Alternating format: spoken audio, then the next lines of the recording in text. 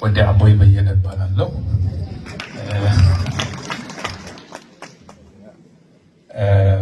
አይ ሆፕ የተራረፈ አማርኛ ይኖራችኋል ብዬ አስባለሁ። ትሰሙኛላችሁ ብዬ እንደምታውቁት ዛሬ የመጣሁት የእኛን የምስራቅ አፍሪካንም ሆነ የኤርትራና የኢትዮጵያን ፖለቲካ ታውቁታላችሁ።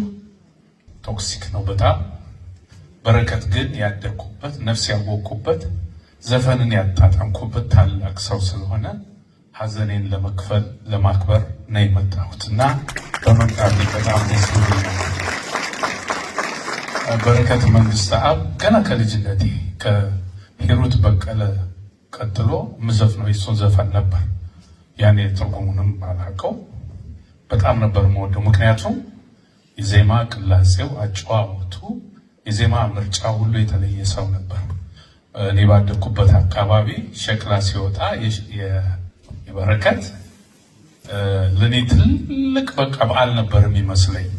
ከዛ እያደግኩ ከመጣ በኋላ ዘፈኖቹን ሰማ ነበር። እንግዲህ ያው ስናድግ ደግሞ ኦፒኒየናችን ይቀያየር የለም። ያም ቢሆን ለበረከት መንግስትአብ ችሎታና የጥበባዊ ስራ የማይቀየር ፍቅር ነው ያለኝ። እኔ አስመራ ከመሄዴ በፊት ኤርትራን የማውቀው በበረከት ዘፈን ነው። በኋላ ትርጉሙን ስታውቁት አንዳንዱ በተለያየ ጎራ ነበር። እናንተ እንሄዳለን ስትሉ እኔ ደግሞ አትሄዱም ከሚሉት ውስጥ ነበርኩና አኮርደት ሰኔ መሬት ኮብኮባ የሚል ዘፈን ነበረው።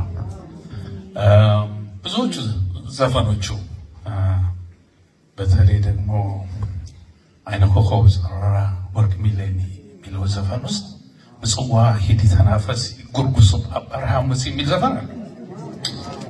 እኔም ሆኖ ሄጄ ጉርጉሱንም መጽዋንም ለማየት በቅቻለሁ።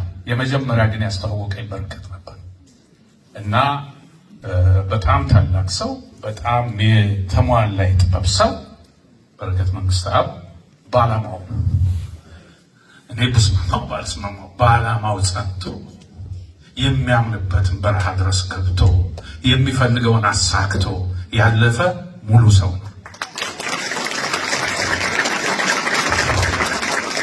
እኛ በዛም በዚህ ብዙ ተገዳደልን አይደል?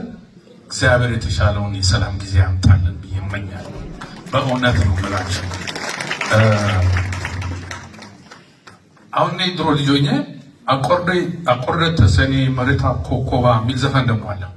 እነዚያ ሁሉ እኔ የልጅነት እንትኖቼ ናቸው። በኋላ ያው የትግል ዘፈን ነው ምናምን አሉኝ። በኋላ ያም ሆነ እሱን ያስተዋውቅ እሱ ነው ቢሆን እና ይሄ ሁሉ ያልፋል። አሁን ያለው ትኩሳት ይበርዳል። ከዚህ በኋላ የሚመጣው የሰላም አገር ሆናል። እናንተም እኛም ሰላም አግኝተን በተለይ ደግሞ እንደ በአንድ ምሳሌ ብሰጣችሁ በትግሉ ወቅት በረከት በእናንተ ሳይድ ሆነው ጥላሁን በዚህ ሳይድ ሆነው ዘፈኑ በሁለቱም ጎራ። ጥላሁን የሞተለት የዛሬ 16 ዓመት መጀመሪያ ሀዘናቸውን የገለጹት ፕሬዚዳንት ኢሳያስና በረከት መንግስትአብ ናቸው እና ትልቅ አክብሮታል ያለቀን ያን ዕለት የተሰማኝ ስሜት ቀላል አይደለም። አሁን እንደ በረከት እንደ ጥላሁን አይነት ሰዎች ቢኖሩን ወደ ሰላም የሚያመጡን በቃን የሚሉ እዛም እዚህ መጥተው የሚያስማሙን ትልቅ አርቲስቶች እንዲፈጠሩ ምኞቴ ነው። ያኔ ታዲያ እኔ መድል ባገኝ እንደ ድሮ አስመራ ሄጄ እንዳደረኩት አራይ በአርክስ ተከታተልቲ ፕሮግራምና በመጀመርታ ብሽመን ብሽምናይ ብሔራዊ ቲያትር ሰላምታ ይቃልና ብያ በአውራ ደስ ይለኛል። ያ ቀን እንዲመጣ ጸልያለሁ። የሚችለውንም አደርጋለሁ። በረከት ነፍስህን ይማረው፣ ቤተሰቦቹን መጽናናት ይስጥልን። ያነህ ነው።